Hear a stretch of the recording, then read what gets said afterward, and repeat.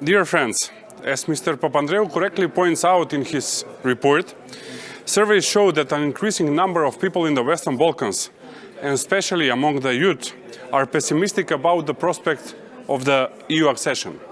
The European vision is losing its shine. In its piece, ethno-nationalism has reshuffled, and it is a very worrying development. What is happening to my country, Macedonia, is the best example of this. It was Greece that was vetoing the opening of accession negotiations for years, and then since 2020 it is Bulgaria. Using its position of a member to the European Union, Bulgaria is blackmailing Macedonia, denying the existence of the Macedonian nation, questioning the Macedonian culture and history, and claiming that the Macedonian language is a dialect of the Bulgarian language. All this Macedonia is pushed to accept in order to open accession talks and maybe one day become member of the European Union. The rule of unanimity in accession process is misused brutally by Bulgaria. This is why many youngsters lose faith and either leave the country or are asking for alternatives. In the report is written that Council of Europe welcomes the opening of accession negotiations with Macedonia on 19th of July 2020. This is not true. Macedonia did not open accession negotiations, only was pushed to change its constitution upon Bulgarian dictate and terms. Without change of the constitution, there are no negotiation accessions. You will all agree that this is brutal intervention into the sovereignty and independence of the country. There is no second example in the EU, and there is no other EU member state or candidate country that faced these preconditions.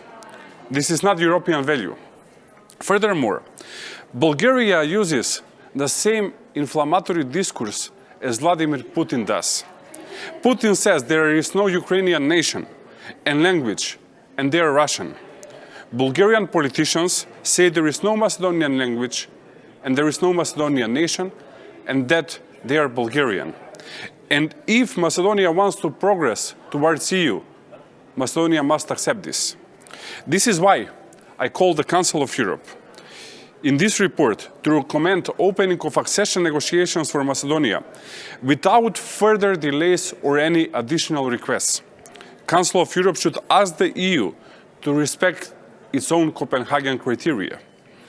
The change of the constitution of independent country should not be precondition for accession negotiations. The Council of Europe should ask Bulgaria to stop pressuring on constitutional changes in Macedonia and allow accession talks. EU should use its mechanisms to enforce this. Only in this act the confidence will be brought back and optimism about the European perspective. Another important issue is the fight against the organized crime and corruption. I applaud the direct wording of the report on this issue. The respect of the rule of law and fight against corruption is geostrategic investment in peace, stability and democratic security for all Europe. Unfortunately, Macedonia has the most corrupted government in its history, according to the Transparency International reports. And I ask the EU and Council of Europe to pressure in implementing the priority areas, such as the rule of law and good governance, including efficiency, independence and accountability of the judiciary, anti-corruption and public reform administration. Macedonia should start EU membership negotiations because the Macedonian citizens deserve it, without any further requests and preconditions by Bulgaria, such as the change of the constitution. Only such an approach can lead to good neighbor relations and friendly relations between the Macedonian and Bulgarian people into the common European family. Thank you very much.